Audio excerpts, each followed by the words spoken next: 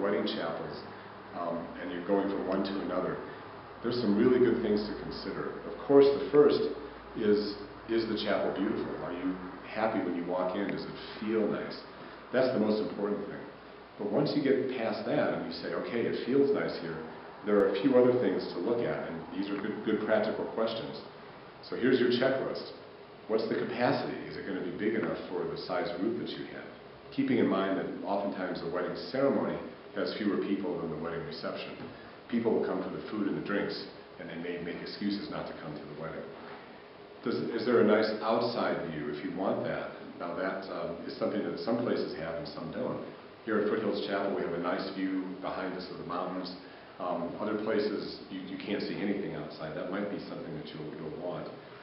Lighting is important because some churches are actually and chapels are very, very dark. They have dark amber stained glass or that kind of thing. So you want to be aware of the fact that because it's a joyous occasion, I think a fair amount of light in the situation on that day is good.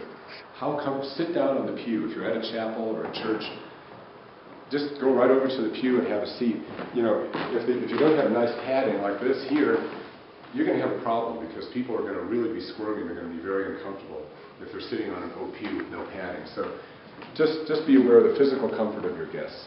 And speaking of physical comfort, there are chapels here in Colorado that have no restrooms.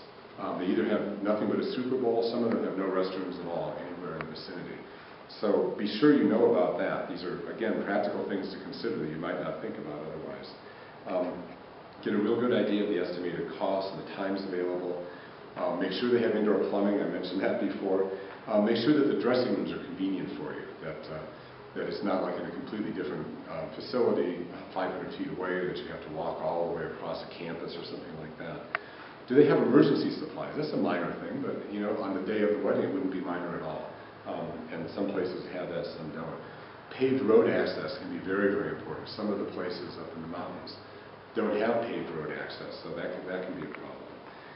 In lower elevations here in Colorado, like here in Golden, for example, we're basically the same elevation as Denver, so our weather is very similar to Denver. It's not bad. But you go several thousand feet up, like at 8,000 or 9,000 feet, in the wintertime that can be a real problem. It can be impossible to even drive to it. The hot weather requires you to have a place that has air conditioning, or at least a really good swamp cooler, because you just can't be comfortable in a church building without it, so make sure you have that. Is there paved on-site parking? You need lots of parking spaces, and you need pavement for people so that if it happens to be raining or sleeting or snowing on your wedding day, they're not walking through gravel or mud. Do you have a good rapport with the coordinator? Is it always about this rule and that rule and that rule? There's always rules. You have to abide by them for them to protect their space. But we don't want that to be the main focus of your day. Do you have a good rapport with the minister there? Do you have to use their minister? Is the ceremony flexible? And will they help you with your planning, and will they have supplies? Like here at Foothills Chapel, we have flowers, we have candles, we have all kinds of wedding accoutrements. Let's actually flip around to the back, you can see the wedding archway that we have back here. So these are things you just don't find everywhere, and they're available free here at Foothills Chapel.